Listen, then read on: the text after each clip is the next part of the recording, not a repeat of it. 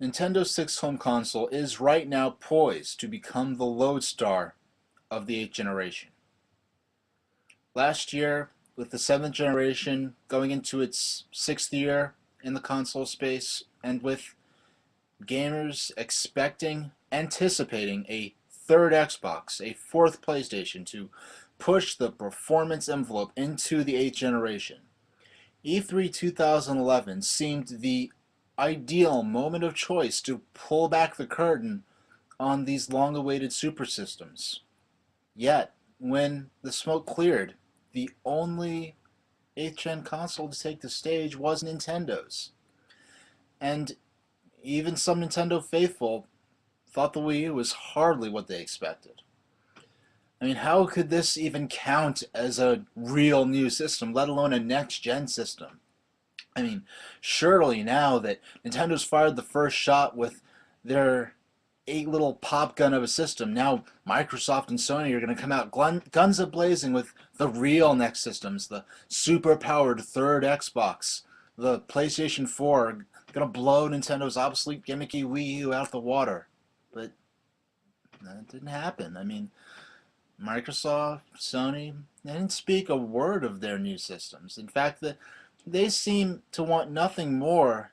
than the world to ignore the eventual PlayStation 3 and 360 successors everyone knows are under development, and to keep their attention on the systems already on the market, spruced up with better dashboards, better connectivity, motion controls, things that have really no bearing at all on horsepower or on graphics. It's the things that a lot of gamers say they want most out of the next generation. Meanwhile, as Wii U's story unfolded during and after E3 2011, the same system critics claimed to be too weak to take up the 8th gen mantle, attracting attention from the likes of decidedly hardcore developers who never once batted an eye at Nintendo before, who made explicit that Wii U's more powerful than any existing console, that Wii U is fully capable of delivering high-tech experiences no previous system could deliver before.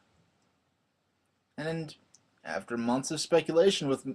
many sources reporting with almost absolute certainty that the third Xbox or the PlayStation 4 is going to show up at E3 2012 to meet the 8th gen challenge posed by Nintendo, both Sony and Microsoft are now adamantly refuting any notion of announcing their 8th gen systems at E3 this year.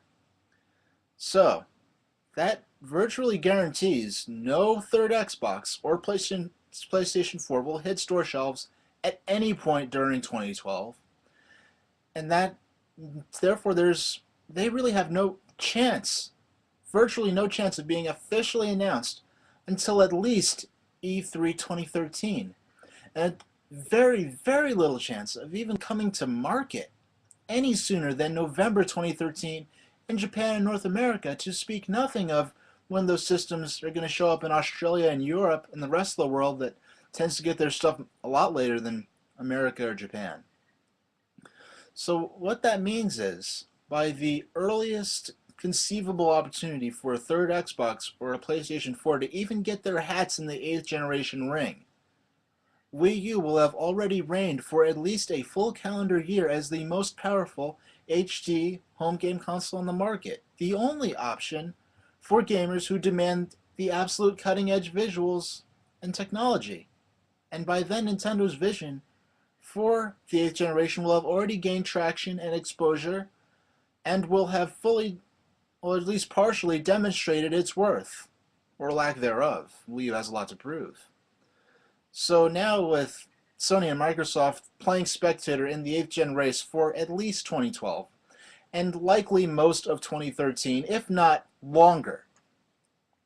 third-party developers who never even considered Nintendo consoles before, they're going to have to reevaluate their strategy. They'll do so eagerly, because what developer in their right mind isn't going to want their game to come out on the direct successor to the most successful popular console of the 7th generation? I mean, heck, I could guarantee if the Wii was processor competitive with the PS3 and 360, you can be sure that numerous titles the Wii missed out on would have been on Nintendo's system too. So with a Nintendo system more powerful and advanced than any console to come before it, capable of handling not only every 7th generation game, but new games and new game experiences no other system can replicate. And knowing that that system is going to be the only 8th gen system on the market for a full year, if not much longer, and knowing that if Wii U even comes close to replicating the success of the original Wii, that it will by E3 2013 already be in full swing as a retail powerhouse. I mean, come on. No developer, no sane developer from a third party perspective is going to be able to resist that for long. And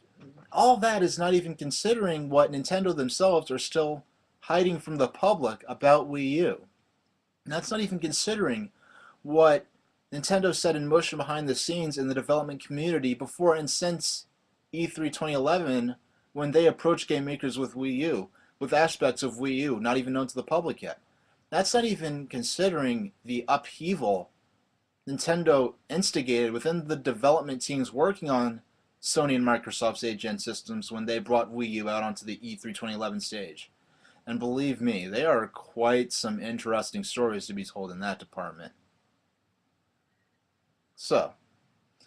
based on what we can expect from Microsoft and Sony in regards to their 8th gen console announcements 2012, or complete lack thereof, Nintendo's 6th home console, the Wii U, is poised to emerge as the lodestar of the 8th generation, and to reign as the undisputed, most powerful, most graphically adept, most technologically innovative console for at least a year. And if that turns out to be the case, I gotta wonder, I mean, what are the spec snobs who are already panning Wii U as underpowered, what are they gonna do? I mean, a system more powerful and more advanced than theirs stands alone in the 8th gen spotlight for a full year or more, while they sit behind their less powerful, less advanced consoles, 6 and 7 years old by then and counting, waiting for a new Xbox and a new PlayStation that Microsoft and Sony themselves have explicitly dispelled any reason for the public to anticipate for the foreseeable future. I mean,